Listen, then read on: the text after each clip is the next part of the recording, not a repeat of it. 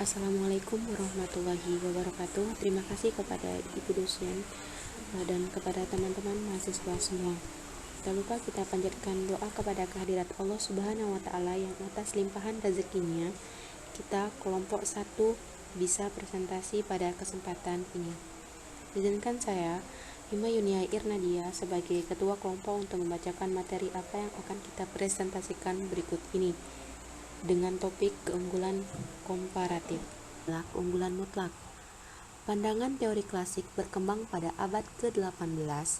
Pelopor teori ini adalah Adam Smith.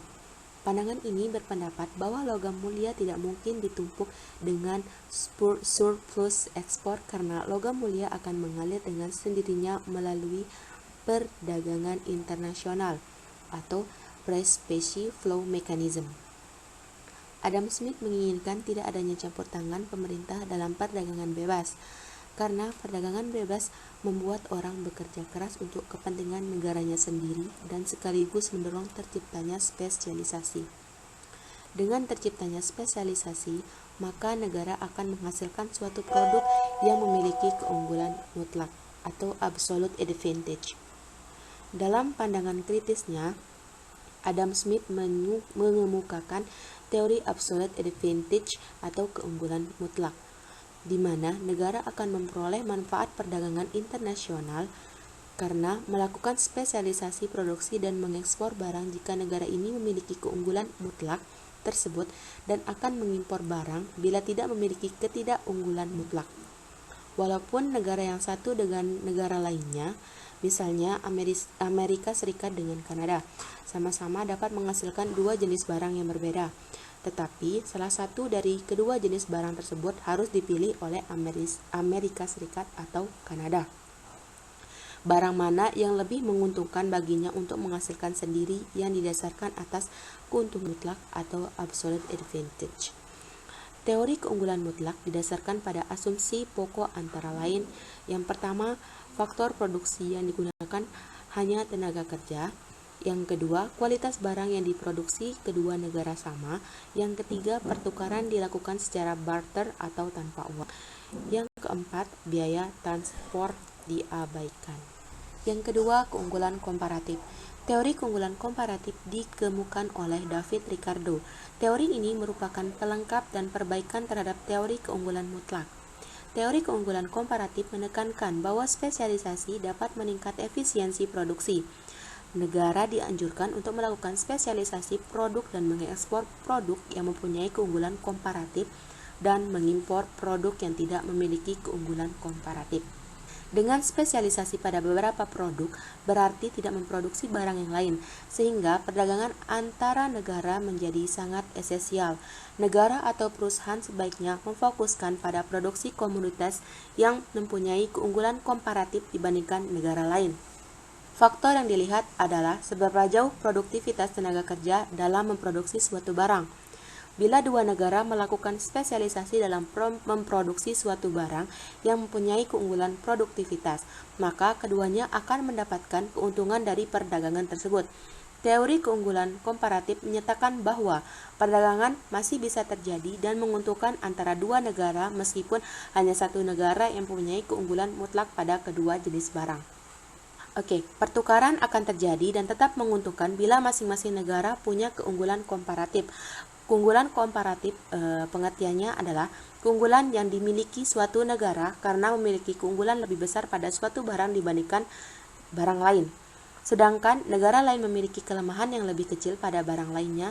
Teori keunggulan komparatif menyatakan bahwa perdagangan masih bisa terjadi dan menguntungkan antara dua negara meskipun hanya satu negara yang mempunyai keunggulan mutlak pada kedua jenis barang. Yang ketiga, biaya komparatif. Teori David Ricardo didasarkan pada nilai tenaga kerja atau Theory of Labor Value, yang menyatakan bahwa nilai atau harga suatu cost komparatif produk ditentukan oleh jumlah waktu atau jam kerja yang diperlukan untuk memproduksinya. Menurut teori cost comparative advantage atau labor efficiency, suatu negara akan memperoleh manfaat dari perdagangan internasional jika melakukan spesialisasi produksi dan mengekspor barang di mana negara tersebut dapat berproduksi relatif lebih efisien serta mengimpor barang di mana negara tersebut berproduksi relatif kurang atau tidak efisien. Teori ini dikemukakan oleh Ricardo, konsep perdagangan yang semakin disukai masyarakat internasional pertama kali ditemukan oleh David Ricardo tahun 1772 sampai 1823. Ini dikenal juga dengan teori comparative cost atau comparative advantage. Dalam teori ini, setiap negara mengusulkan produksinya dalam bidang-bidang yang diunggulinya secara komparatif dan semua negara melakukan perdagangan secara bebas tanpa hambatan. Maka akan tercapainya efisiensi dalam penggunaan faktor-faktor produksi dan pada ekonomi internasional. Gilirannya, produksi dunia secara keseluruhannya akan mencapai maksimum, sehingga makin tinggi kemakmurannya. Teori David Ricardo ini didasarkan pada nilai kerja atau theory of labor value, yang menyatakan bahwa nilai atau harga suatu produk ditentukan oleh jumlah waktu atau jam kerja yang diperlukan untuk memproduksinya. Menurut teori cost comparative advantage, suatu negara akan memperoleh manfaat dari perdagangan internasional jika melakukan spesialisasi produksi dan mengekspor barang di mana negara tersebut dapat berproduksi relatif lebih efisiensi serta mengimpor barang di mana negara tersebut berproduksi relatif kurang atau tidak efektif. Yang keempat, spesialisasi produksi. ISP atau Indeks Spesialisasi Perdagangan digunakan untuk menganalisis posisi atau tahapan perkembangan suatu produk. ISP dapat dirumuskan di mana X dan M masing-masing adalah ekspor dan impor, serta I dan A masing-masing adalah sejenis barang I dan negara A.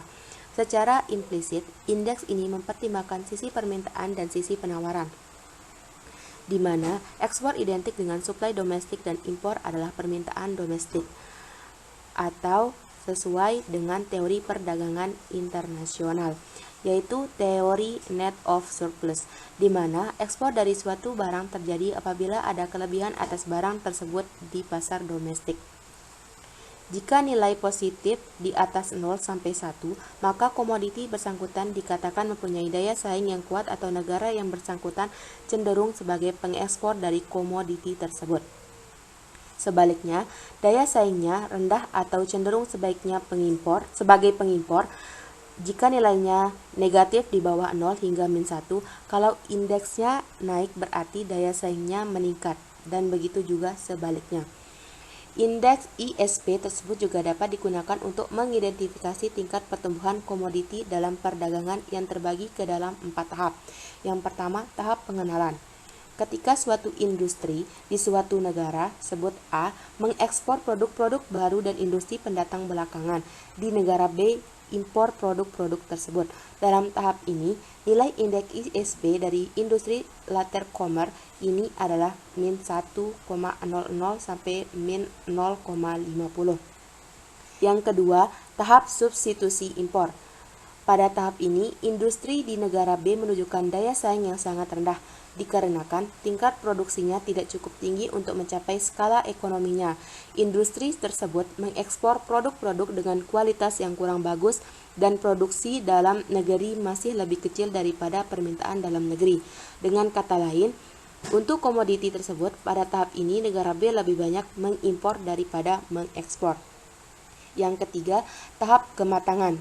Pada tahap ini, produk yang bersangkutan sudah pada tahap standarisasi menyangkut teknologi yang dikandungnya. Pada tahap ini, negara B merupakan negara net exporter. Yang terakhir, yang keempat, tahap kembali mengimpor. Nilai indeks ISP kembali menurun antara 1,00 sampai 0,00. Pada tahap ini, industri di negara B kalah bersaing di pasar domestiknya dengan industri dari negara A, dan produksi dalam negeri lebih sedikit dari permintaan dalam negeri. Yang terakhir, manfaat potensial perdagangan internasional. Yang pertama, memperoleh barang yang tidak dapat diproduksi di negeri sendiri. Banyak faktor-faktor yang mempengaruhi perbedaan hasil produksi di setiap negara. Faktor-faktor tersebut di antaranya kondisi geografi, iklim, tingkat penguasaan iptek, dan lain-lain. Dengan adanya perdagangan internasional, setiap negara mampu memenuhi kebutuhan yang tidak diproduksi sendiri. Yang kedua, memperoleh keuntungan dari spesialisasi. Sebab utama kegiatan perdagangan luar negeri adalah untuk memperoleh keuntungan yang diwujudkan oleh spesialisasi. Walaupun suatu negara memproduksi suatu barang yang sama jenisnya dengan dapat yang diproduksi oleh negara lain, tapi ada kalanya lebih baik apabila negara tersebut mengimpor barang tersebut dari luar negeri. Yang ketiga, memperluas pasar dan menambah keuntungan. Terkadang, para pengusaha tidak menjalankan mesin-mesinnya dengan maksimal karena mereka khawatir akan terjadi kelebihan produksi yang mengakibatkan turunnya harga produk mereka. Dengan adanya perdagangan internasional, pengusaha dapat menjalankan mesin-mesinnya secara maksimal dan menjual kelebihan produk tersebut ke luar negeri. Dan yang terakhir, yang keempat, transfer teknologi modern perdagangan luar negeri. Sekian akhir dari presentasi saya. Semoga bermanfaat untuk kita semua. Wassalamualaikum warahmatullahi wabarakatuh.